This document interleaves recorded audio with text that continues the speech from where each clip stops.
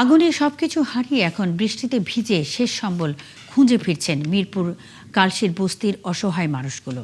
সরকারের কাছে পুনর্বাসন ও অর্থনৈতিক সহায়তার দাবি তাদের। সারা রাত ধরে চলে মিরপুরের কালশিতে আগুন নির্বাপনের কাজ। সোমবার সন্ধ্যা থেকে আগুন লাগলে সোয়া 2 ঘন্টার চেষ্টায় নিয়ন্ত্রণে আনে ফায়ার সার্ভিস কর্মীরা। ফায়ার সার্ভিসের 15টি ইউনিটে প্রায় 123 জন ফায়ার ফাইটার, স্থানীয় লোকজন, স্বেচ্ছাসেবী, পুলিশ, র্যাব ও সেনাবাহিনীর সহযোগিতায় আগুন নিয়ন্ত্রণে আনা সম্ভব হয়। তবে আগুন লাগার কারণ, ক্ষয়ক্ষতি ও হতাহতের বিষয়ে এখনো কোনো তথ্য পাওয়া যায়নি। কোনো মানুষ ক্ষতি হয় না, কিন্তু বাসা বাড়ির মধ্যে ফ্যামিলি বাসা তো যার আছে সব শেষ। 120 ফিট লম্বা ছিল আমার ঘরটা। নিচে 20টা রুম আছিল আর উপরে দেখা দোকান আছিল। দোকানের আকারে উপর পর্যন্ত মাল বোঝাই করা ছিল। এই 5টা ছাড়া হকার ছিল, এই হকাররা এনে দেখুন কাজ করতে আছে।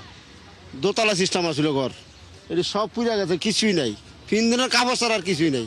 কালশি বস্তির এই মুহূর্তে কি অবস্থা, সেই খবরাখবর জানাতে আমাদের সঙ্গে যুক্ত হচ্ছেন মহামিলন অপু। অপু, আপনি সকাল থেকেই সেখানে রয়েছেন, এই মুহূর্তের কি অবস্থা দেখছেন? মুন্নি, জানেন যে সকালে অর্থাৎ সূর্য ওঠার সাথে সাথেই কিন্তু এই কালশির যে সকল এই কালশি বস্তির বাসিন্দা যারা ছিলেন তারা কিন্তু এখানে এসেছেন এবং এই তাদের যে ভিটা রয়েছে সেই ভিটায় কোনো কিছু অক্ষত রয়েছে কিনা সেগুলো কিন্তু তারা খুঁজে বেড়াচ্ছেন।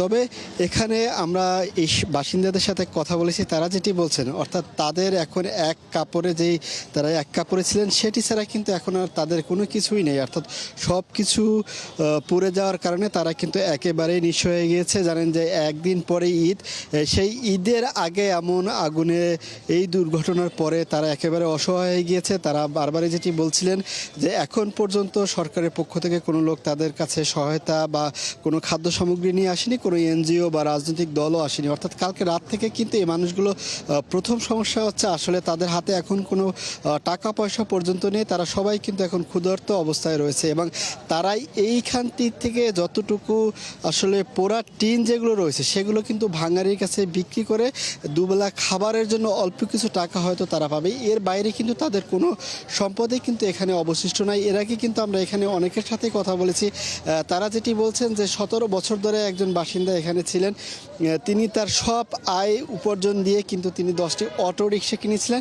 সেই 10টি অটো রিক্সার ভিতরে কিন্তু 3টি অটো রিক্সায় পুড়ে গিয়েছে এবং বাকি 7টি রিক্সা কিন্তু আগুন লাগার সময় সেগুলো চুরি হয়ে গিয়েছে, তেমনটাই কিন্তু তিনি বলেছেন। এখন তার 17 সদস্যের একটি পরিবার, এখন সেই পরিবারগুলো কিন্তু একেবারে অসহায় নিরুপায় হয়ে এখানেই রয়েছেন। কোথায় যাবেন, মাথা গোঁজার ঠাঁই সেটাও কিন্তু তাদের এখন নাই। তাদের এখন সবচেয়ে বড় দুটি সমস্যা দেখা দিয়েছে। একটা হচ্ছে প্রাথমিকভাবে তাদের কোনো খাবার সামগ্রী দেওয়া এখানে এবং পরবর্তীতে তাদেরকে পুনর্বাসন অথবা আর্থিক সহযোগিতার দাবিটি কিন্তু তারা করছেন।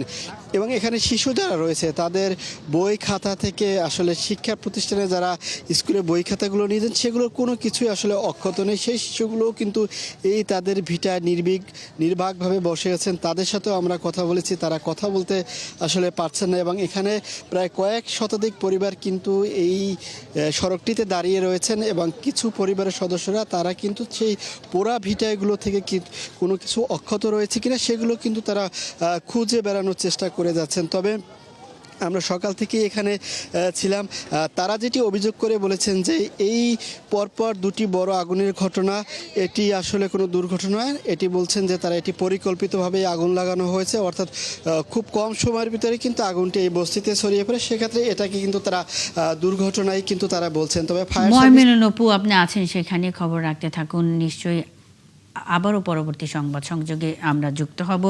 দর্শক, কালশি বস্তির আগুন নিয়ন্ত্রণে আনার পর সহায় সম্বলহীন মানুষ আর্থিক সহায়তা আর দ্রুত পুনর্বাসনের দাবি জানিয়েছেন।